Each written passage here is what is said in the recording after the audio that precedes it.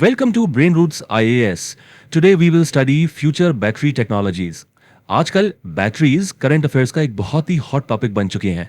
हम लगातार electric vehicles और क्लीन एनर्जी के बारे में सुनते हैं, राइट? पर इन सब के कोर में, इन सब का आधार एक ही सिंगल टेक्नोलॉजी पर टिका हुआ है. तो आज हम इस क्लासरूम डिस्कशन में डिटेल में समझेंगे कि आखिर बैटरीज का फ्यूचर किस नई डायरेक्शन में जा रहा है. तो सबसे पहले हमारे दिमाग में एक नेचुरल सा सवाल आता है कि अचानक से ये बियॉन्ड लिथियम या ऑल्टरनेट बैटरी टेक्नोलॉजीज न्यूज में इतना क्यों छाई हुई हैं? इसका रीजन बहुत ही सिंपल और क्लियर है, मार्केट की एक्सपोनेंशियल ग्रोथ. आज देखिए, हमारी जेब में रखे स्मार्टफोन से लेकर बड़ी बड़ी ईवीज और मैसिव सोलर ग्रिड्स तक हर सिंगल सेक्टर को एनर्जी स्टोरेज चाहिए.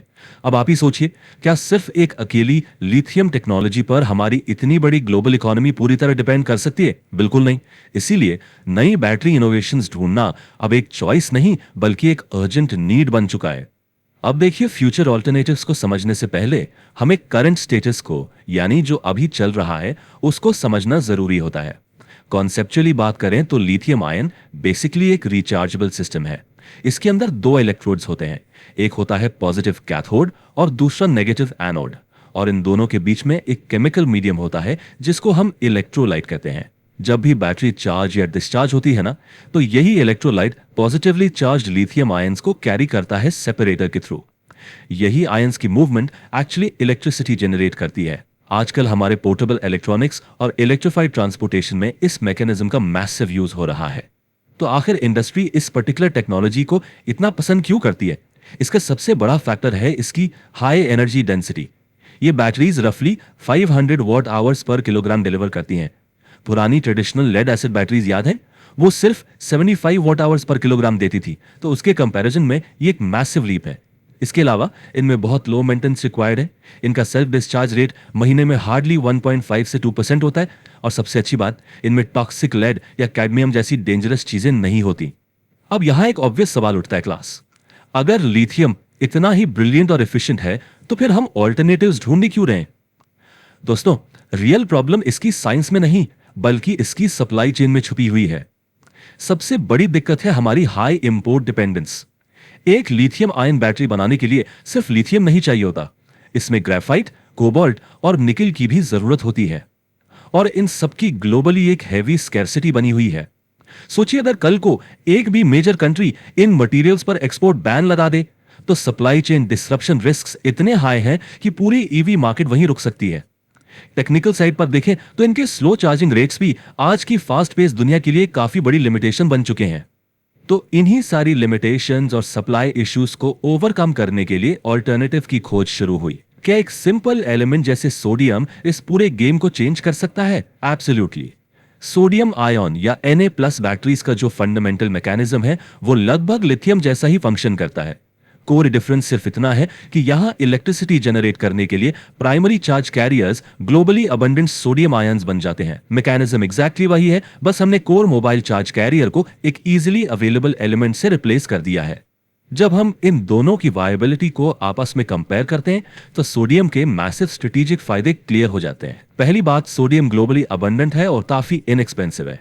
इसका मतलब है कि अब कोई एक सिंगल देश इस सप्लाई पर मोनोपोली क्रिएट नहीं कर सकता. दूसरा और काफी इंपॉर्टेंट पॉइंट, ये बैटरीज सिग्निफिकेंटली सेफर है.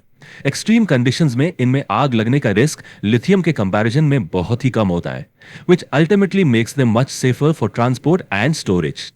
सोडियम ने हमें सेफ्टी और सप्लाई चेन सिक्योरिटी तो जरूर दी, पर अगर हमें एक्चुअली में एनर्जी कैपेसिटी को मल्टीप्लाई करना है तो हमें फ्लोराइड आयन बैटरीज की तरफ देखना पड़ेगा. यह टेक्नोलॉजी सच में काफी यूनिक है क्योंकि इसका मैकेनिज्म कंप्लीटली पलट गया है.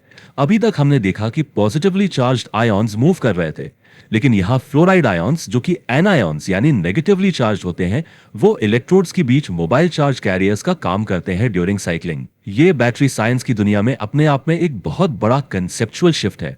इस बिल्कुल नई और यूनिक केमिस्ट्री के जियोपॉलिटिकल बेनिफिट्स सच में बहुत डीप हैं. देखिए, फ्लोरीन लिथियम से कहीं ज्यादा एबंडेंट है, जिसका सीधा सा मतलब है कि इसका सप्लाई चेन नेटवर्क बहुत लार्जर है और इससे इंपोर्ट डिपेंडेंस ड्रास्टिकली कम हो सकती है. और एक और सबसे एक्साइटिंग फैक्टर जिसके लिए पूरी साइंटिफिक कम्युनिटी वेट कर रही है, वो है इसका massive potential for high energy density. ये लिटरली आने वाले कल के लिए एक गेम चेंजर होने वाला है। चलिए इन फैक्ट्स को डेटा के थ्रू और प्रैक्टिकली समझते हैं। अगर हम इन सभी की एनर्जी डेंसिटीज को वॉट आवर्स पर किलोग्राम में क्लियरली कंपेयर करें तो पूरी पिक्चर एकदम साफ हो जाती है। सोडियम आयन सेफ्टी डेफिनेटली देता है, पर कैपेसिटी में ये लगभग 160 वॉट आवर्स पर किलोग्राम तक ही एनर्जी होल्ड करता है।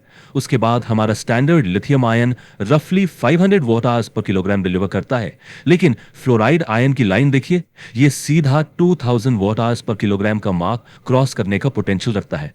यानी कि बैटरीज का फिजिकल साइज छोटा हो जाएगा और एनर्जी स्टोरेज इफेक्टिवली 4 गुना ज्यादा होगी।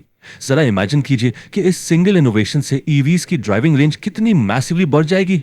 तो इस पूरे टॉपिक के एंड में एक बहुत ही थॉट प्रोवोकिंग सवाल रह जाता है, जिसके बारे में हम सबको सोचना चाहिए।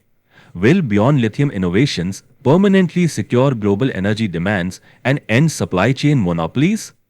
इन नई टेक्नोलॉजीज का कमर्शियल स्केल पर एक्चुअली सक्सेसफुल होना ही हमारे आने वाले कल की एनर्जी सिक्योरिटी को डिसाइड करेगा। If you found this lecture helpful, like, share and subscribe to the channel.